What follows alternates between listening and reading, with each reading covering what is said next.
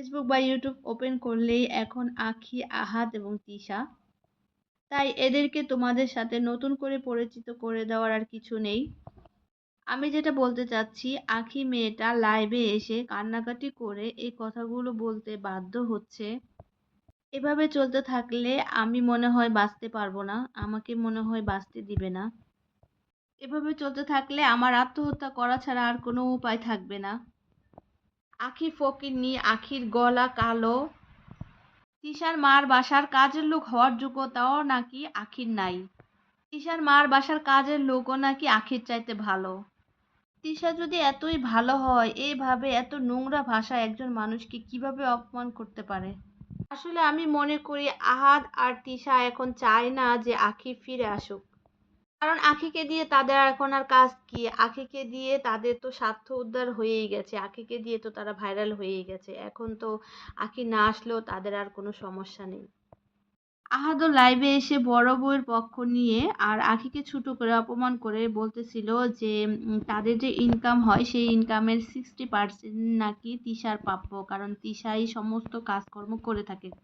আচ্ছা তোমরাই বলো, তোমরা যারা ইউটিউবার আছো বা ফেসবুক ওনার আছো, ফেসবুক চালাও, তোমরা যদি সারাদিনও কাজ করো, আমরা যদি যতই কাজ করি, প্রতিদিন যতই ভিডিও আপলোড করি, তো আমরা যদি আমাদের পেজ যদি ভাইরাল না হয় কিংবা আমাদের ইউটিউব চ্যানেল যদি ভাইরাল না হয়, ভিডিও ভাইরাল না হয়, তাহলে যতই কাজ করি তাহলে কি আমাদের ইনকাম হয়? যদি ভিডিও ভাইরাল না হয়, ভিডিওতে প্রচুর ভিউজ না আসে, তাহলে কিন্তু আমাদের ওই পরিমাণ ইনকাম করা কখনোই সম্ভব না। আঁখি আসার আগে ওদের ভিডিও কয়জন দেখতো, ওদের ভিডিওতে কেমন ভিউজ হতো, আমরা কিন্তু সবাই জানি যারা শুরু থেকেই ওদের চ্যানেলটা দেখি। তো আঁখি আঁখি আসার পরেই কিন্তু তাদের ভিডিওগুলোতে ভিউজ আসা শুরু করে, ভিডিও অনেক বেশি ভাইরাল হওয়া শুরু করে।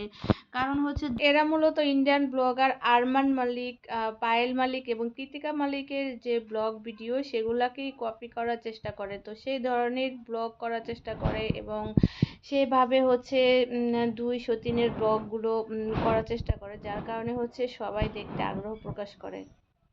এজন্য আঁখিকে বিয়ে করে যদি না নিয়ে আসতো বা আঁখি যদি না আসতো বা আঁখি যদি না থাকতো, তাহলে কিন্তু তাদের পক্ষে কখনোই এতটা পপুলার হওয়া সম্ভব ছিল না।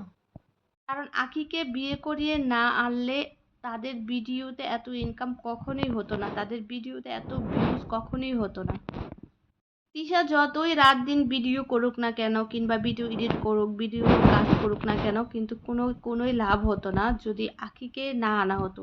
তো আঁখিকে বিয়ে করে আনার পর থেকেই কিন্তু তাদের ভিডিওতে ভিউজ আসা শুরু করে। এখন তোমাদের কাছে আমার একটা প্রশ্ন, তোমরা আমাকে কমেন্ট করে জানাও তোমাদের কাছে কতটা যৌক্তিক মনে হচ্ছে এই বিষয়টা, যে আহাদ বলতেছে তার যে ইনকাম, যে ভিডিও যে ব্লগ করে যে ইনকাম, সেই ইনকামের 60%ই নাকি প্রাপ্য নাকি তিশার। তো এটা তোমরা কতটা যৌক্তিক মনে করো, তোমরা কমেন্ট করে আমাকে জানাবে। আমার মনে হয় আহাদ আর তিশা এখন চায় না যে আঁখি আর ফিরে আসুক। তো তোমরাও কি এটাই মনে করো? তো অবশ্যই কমেন্ট করে জানাবে। আজকে তাহলে এই পর্যন্তই। সবাই ভালো থেকো, সুস্থ থেকো। আল্লাহ হাফেজ।